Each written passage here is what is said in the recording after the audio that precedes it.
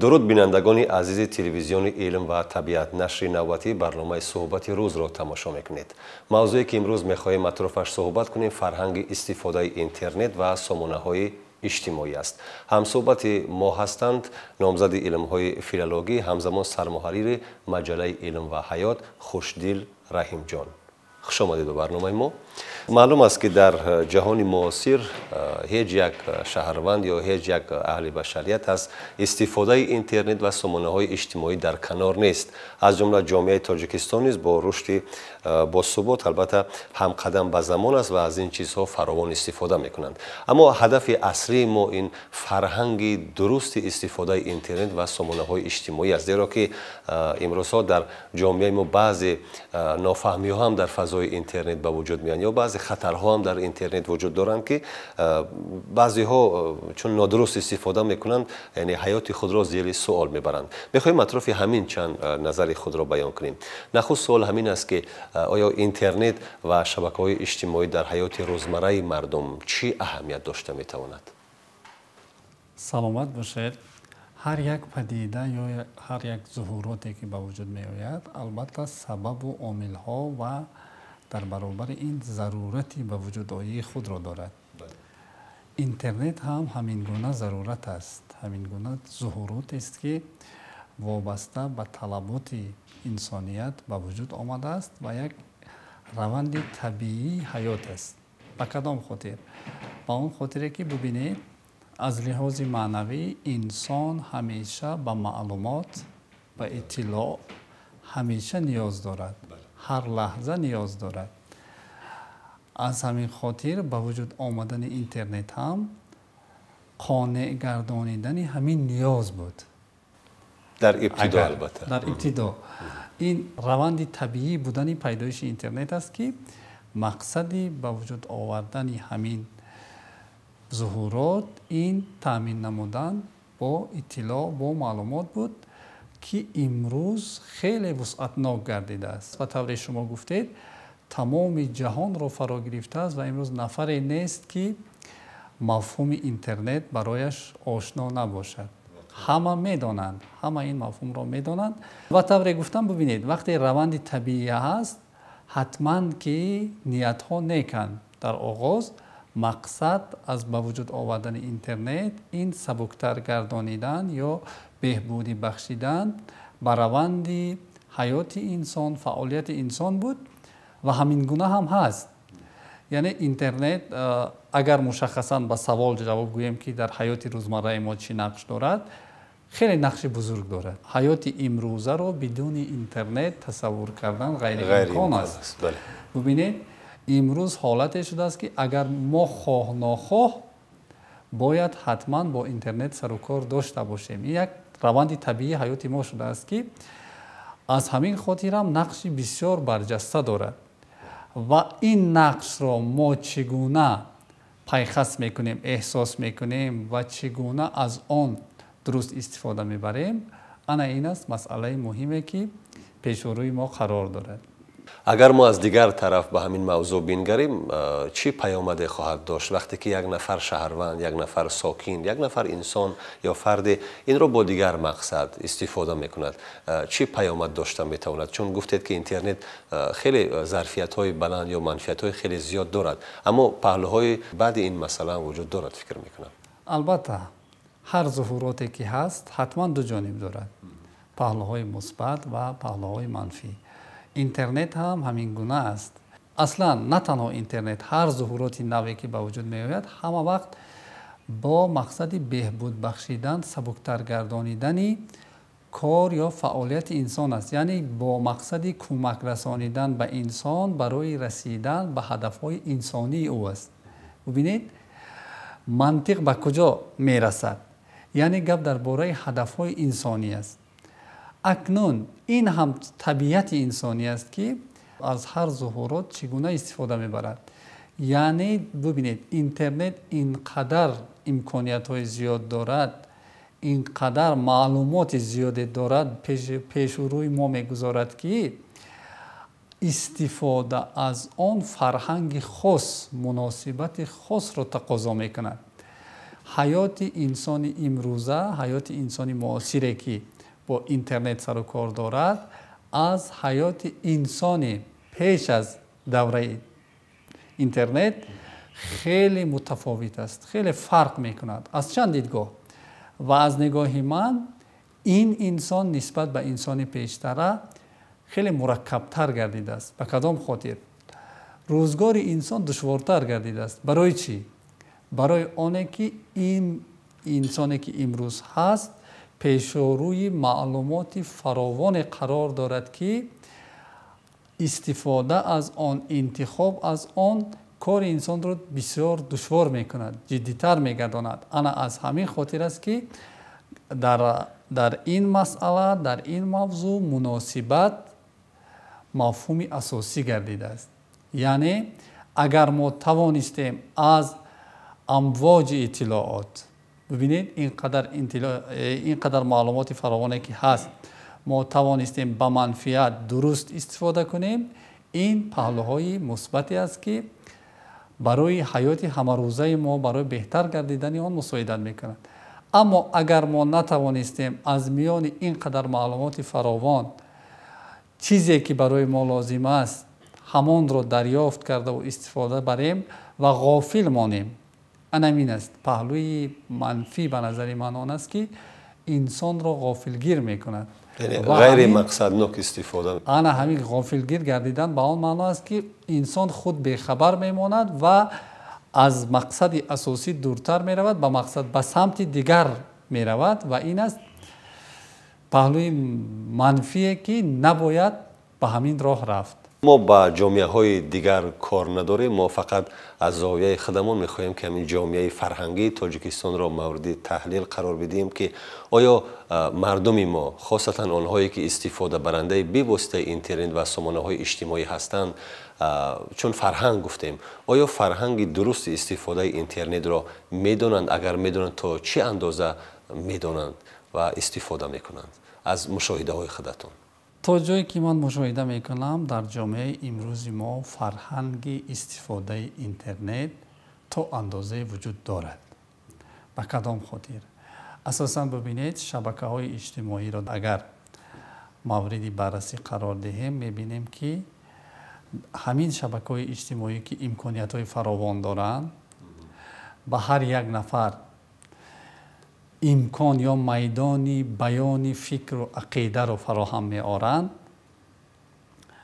مشاهده می شود که در بسیار موردها مقصدناک استفاده می شود.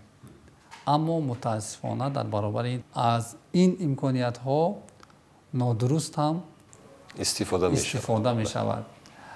یعنی که اگر در مثال شبکه اجتماعی فیسبوک ما موردی بررسی قرار دهیم همین سخن را، من همچون یک استفاده برنده همین شبکه گفته می توانم که یا مشاهده کردم که فرهنگ درست استفاده با مشاهده می رسد. یعنی که مردم آگاه می دانند در کجا هستند و چی موقع دارند، چی باید بگویم. یعنی از روی مشاهده من در اکثر حالات همین چیز حس می شود. اما در این برابر اگر شبکه‌های اجتماعی دیگر را مثال آوریم، من استفاده برنده فعال نیستم، اما مشاهده ها نشان میدهند مثلا در اینستاگرام و یا تیک تاک این حالت برعکس است. یعنی که همون غافلگیری بیشتر است. اساساً متاسفانه نورسان و جوانان هم در این شبکه ها بیشتر هستند و با مسئله های دوم درجه نسبت به مسئله های یکم درجه افضلیت می دهند که این مشکلات است، این همین پرابلم است. جای تاسف است. همین شبکه های اجتماعی هم اگر از یک نگاه طور از نامشان برمی آید به خاطر معاشرت باشند، اما امروز امکانیت های خیلی فراوان دارند که آنها تنها یک واسطه معاشرت نیستند، واسطه وسیع گردانیدن جهانبینی، آموزش، معرفت هستند. این گونه امکانیت ها دارند. اما مشاهده ها نشان میدهند که در جامعه ما از این امکانیت های مثبت دیده توجه بیشتر به имкониятҳои дуюмдараҷаи шабакаҳо аст ки ҷои воқеан ҳам нигаронӣ аст. дар идомаи ҳамин таъкидҳои шумо мехоҳам як мисолро биёварем ки имрӯз дар интернет хосатан дар сомонаҳои иҷтимоӣ шахсиятсозӣ хеле зиёд аст. хоб мо ба он шахсиятҳое ки арзандаву лоиқ ҳастанду сазовор ҳастанд чизе намегӯем, вале бубинед ки ҳатто оддитарин инсонҳое ки маърифат ё фарҳанги истифодаи интернетро намедонанд, вале худро ҳамон ҷо чеҳранамоӣ мекунанду кӯшиш мекунанд ки аз худ як касе бисозанд ё муаррифӣ кунанд. Аммо дар баробари ин боз баъзеҳо тиҷорати худро мехоҳанд ки дар сомонаҳои иҷтимоӣ ба истилоҳ реклама кунанд. шумо гуфта метавонед ки оё ин раванд ба шахсиятсозӣ ё ба рушди тиҷорати он нафароне ки мехоҳанд ин корро тарғиб кунанд то чӣ андоза таъсир расонида метавонад? оё ин дуруст аст аз нигоҳи фарҳангӣ агар баҳогузорӣ кунем?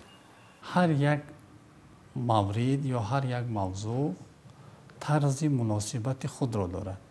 агар ба он дуруст муносибат шавад, агар ба он бархурди воқеӣ сурат гирад, метавонад натиҷадор бошад. яъне онҳое ки ба ҳамин корҳо машғул шудан мехоҳанд, агар пеш аз оне ки мехоҳанд ҳамин корҳоро анҷом диҳанд, доираи имкониятҳои ҳамин шабакаҳои иҷтимоӣ ё интернетро дар маҷмӯъ ба назар гирифта ҳамин корҳоро анҷом диҳанд, ба назари ман метавонад натиҷадор бошад. аммо танҳо ба хотири оне ки аз рӯи шунидаҳо ки фалонӣ ҳамин корро кард дар интернет, ин хел тавре шумо гуфтед шахсияти худро ҳамин гунае ки мехост муаррифӣ кард ва машҳур шуд, танҳо аз рӯи овозаҳо, танҳо аз рӯи шунидаҳо агар ба ин корҳо машғул шаванд, ман фикр мекунам ки натиҷа надорад. шумо ҳам ҳамчун як истифодабаранда, ман ҳам ҳамчун як истифодабаранда, бинандаҳо ҳам ҳар якеашон метавонанд ҳамин фикрро тасдиқ кунанд ва пеши назар оранд ки ин гуна ҳолатҳо дар шабакаҳо ба назар мерасад ва то кадом андоза муваффақ мешаванд. яъне агар ҳадафнок бошад, мақсаднок бошад, ин кор натиҷа дорад. агар дар мавриди реклама гӯем, бубинед онҳое ки тиҷоратҳои бузург доранд дар сатҳи ҷаҳонӣ мегӯянд ки реклама муҳаррики тиҷорат аст. ин як сухани маъмулӣ аст ки дар тамоми ҷаҳон маълум аст. реклама ба назари ман дар он ҳолат метавонад муҳаррики тиҷорат бошад, ба ҳаракат дароваранда, пешбарандаи тиҷорат бошад ки агар дурусту воқеӣ бошад. дар ин ҳолат метавонад ки воқеан ҳам муҳаррик бошад. аммо вақте ки бо истифода аз минбари озоди шабакаҳои иҷтимоӣ, минбари озод ба он хотире ки ҳар касе дар навбати аввал он тавре ки хост дар саҳифаи шахсии худ, дар гурӯҳҳо, дар саҳифаҳои калонтар метавонад ба рекламаи тиҷорати худ машғул шавад. аммо бубинед ҳамин шабакаҳо фарҳанг аст. инҷо масъалаи бисёр нозуки фарҳангӣ аст аз нигоҳи ман. масъалаи нозуки фарҳангӣ дар он зоҳир мегардад ки бубинед ин шабакаҳо дар баробари оне ки минбари озод ҳастанд, майдони фарохи муаррифӣ ҳастанд, дар ин баробар назоратчии бисёр хубам ҳастанд. назоратчӣ ба он хотире ки гап дар бораи расмиёт намеравад, ғайрирасмӣ, яъне ки истифодабарандаҳои фаъоли шабакаҳои иҷтимоӣ он гунаи нестанд ки дигар ба ҳар як маълумот фавран бовар кунанд. имрӯз масъалаҳои муҳими санҷиши иттилооти дурусту нодуруст пешурӯ қарор дорад, чунки маълумоти фаровон хоҳ-нохоҳ инсонро сари дуроҳа қарор медиҳад. яъне ки аллакай ин таҷрибаи шабакаҳои иҷтимоӣ нишон додааст ки дар аксар ҳолат паҳн шудани маълумоти бардуруғ, маълумоти беасос боис гардидааст ки истифодабарандаҳо имрӯз хеле ҳушёртар нисбат ба давраи аввал бошанд ва боз ҳастанд истифодабарандаҳои огоҳу фаъоле ки пас аз чанд лаҳза дурустӣ ё нодурустии ҳамон маълумотро тасдиқ мекунанд ва дар ҳамон саҳифа мегузоранд ва кори дигаронро осон мекунанд ки то кадом андоза онҳо бовар кунанд ё накунанд. бубинед ки дар интернет имрӯз ҳамаи чиз роҳ ёфта истодааст ولی بعضا نوارها یا بعضا خبرها بعضا مطلب‌هایی هست که نباید در حضور عامه گذاشته شود، ولی متاسفانه همین چیزها در سامانه‌های اجتماعی یا اینترنت خیلی اوج دارند. خب اگر از سوی یگان نهادهای رسمی باشد جای دعوا نیست، چون که اونا علاقه تحلیل کردن، سنجیدن و به خاطر واضحیت این موضوع رو پیشنهاد کردن. اما از جانب بعضی از استفاده برندگان اینترنت بعضی نوارهای گذاشته میشوند که با احساس مردم ناخن میزند، با مردم رو بعضا به ترس میارد، به تعلقه میارد. آیا این هم یک شاخه فرهنگ شده میتواند یا نه؟ واقعا هم درست میگویید. این مسئله بسیار مهم است و بسیار نازک هم هست. به همین خاطر هم ببینید از نگاه رسمی امروز شبکه‌های اجتماعی همچون واسطه اخبار عامه اعتراف نمیشوند، چون که امکانیت پره نظارت آنها وجود ندارد. هستند امکانیت‌های تکنیکی هستند، اما در مجموع کمتر است. انا در همین جا فرهنگ معرفت شخصی استفاده برنده معلوم می شود و بسیار مهم بودنش احساس می گردد. در همین موردی که شما گفتید در اینجا مثال های مشخص بسیار هستند. هر یکی ما شاهد هستیم که حالت های حساس خیلی زیاد هم هستند گویه می شود. ببینید در ادبیات عالم شمولی ما یک پند بسیار معمول و مشهوری هست، میگوید آنچه بر خود نمیپسندی و دیگران هم نپسند و دیگران هم مپسند. بله. ببینید مپسند گپ درباره نپسندیدن میرود. وقتی که از جانب استفاده برندگان دیگر ایراد گرفته می شود که این گونه نوارها را نگذارید، انسان های با معرفت، انسان های با فرهنگ، استفاده برندگان فعال خیلی زیاد هستند خوشبختانه که سری وقت آگاه میکنند، محکوم میکنند که نکنید این کارها رو. اون نفران به قول خود را سفید میکنند، میگویند که ضرور است برای حل پرابلم های جامعه، ضرور است دیگران اصلاح شوند برای به مقصد اصلاح. اما ببینید این فرهنگ شخصی است. اولا فرهنگ شخصی است که یک مرتبه همچون انسان برابر دیدن همان نوار، همچون انسان خودی همان کس یک بار قضاوت کند، اندیشه کند که چگونه تاثیر میگذارد. یگان انسان نسبت به تقدیر حساس یا لحظه حساس یک انسان دیگر در یگان حالت به تفاوت نیست، به فرق نیست. یعنی از همین نگاه این نوار چگونه میتواند تاثیر گذارد، چگونه میتواند به احساس دیگران ناخن زند، طوری شما گفتید لحظه های صدمه ها رو نشان میدهند، حالت های انسان ها رو بعد صدمه. این چیزها هم حالت هایی هستند که نباید گذاشته شود و من فکر میکنم تاثیر میکند، تاثیر بد میگذارد. با همین خاطر من فکر میکنم که در این مورد فرهنگ شخصی هر نفر نقش مهم دارد که انا همینجا مسئله تربیه انسان به وجود می آید که هر نفر باید صاحب معرفت باشد، صاحب فرهنگ باشد و در این مورد بعد می تواند استفاده برنده با فرهنگ باشد. یک ظهورات دیگر رو هم اگر شما در اینترنت مشاهده کرده باشد، بعضا گفتگوهای خصوصی هم پهن می شوند. یا نمیدونم فرض کردیم که یک نفر از گروه خود یا هیئت خود یا تیم خود یا نمیدونم یک رفیق خود، دوست خود وقتی که یک گیله‌مند می شوند، علاقه در حال با آوردن یک اقتباس یا یک عباره در فیسبوک یا دیگر سامانه های اجتماعی شکوه می کنند.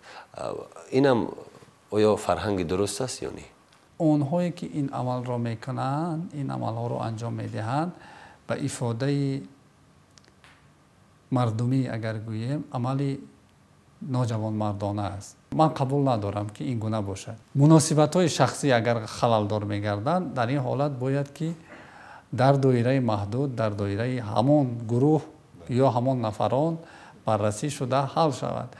ببینید حتی ما حالت‌های داریم در همین شبکه‌های اجتماعی، اینا رو شاهد شدیم که 2 نفر یا 3 نفر بین هم با یک سبب مناقشه کردند و این حتی به درجه تحقیر همدیگر گذاشتند. این در مسائل عام بود متاسفانه. اما پس از گذشت مدت در دایره محدود معلوم شد که آنها باز با هم دوست شدند.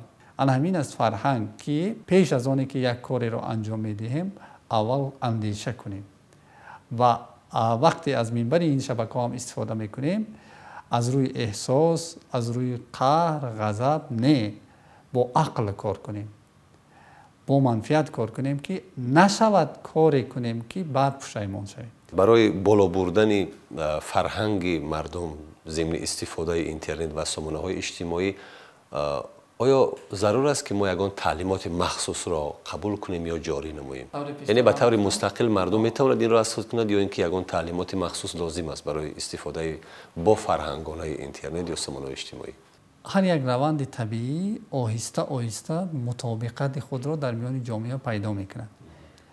یعنی وقتی شبکه‌های اجتماعی هم به وجود آمدن، در دوره اول وقتی که پدیده‌های نو بودند، دایره استفاده برنده‌شان وسیع نبود و آهسته آهسته با زیاد شدن امکانیت‌های تکنیکی، با فراوان‌تر گردیدن اینترنت، مردم با امکانیت‌های شبکه‌ها بیشتر شناس شدند.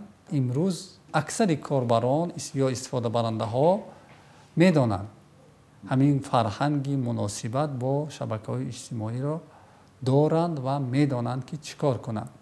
اما در برابر این طور شما گفتید به نظر من هم این چیز ضرورت دارد، یعنی تعلیمات مخصوص نیو، یعنی آگاه کردن نورسان و جوانان و هر لحظه به آنها تلقین کردن که از شبکه‌های اجتماعی درست، از اینترنت درست و با منفعت استفاده برید ضرورت دارد. میخواستم که پیشنهاد شما را یا یک توصیه شما را به استفاده برندگان سامانه‌های اجتماعی اینترنت و همزمان بینندگان برنامه‌های تلویزیون علم و طبیعت بدانیم که چی است. آیا مردم با کدام راه و واسطه باید شبکه‌های اینترنتی را آنگونه استفاده برند که همچون یک انسان فرهنگی در همون سامانه‌ها معرفی شوند؟ فرهنگ مناسبت خیلی مهم است و این از محیط شخصی ابتدا میگیرد.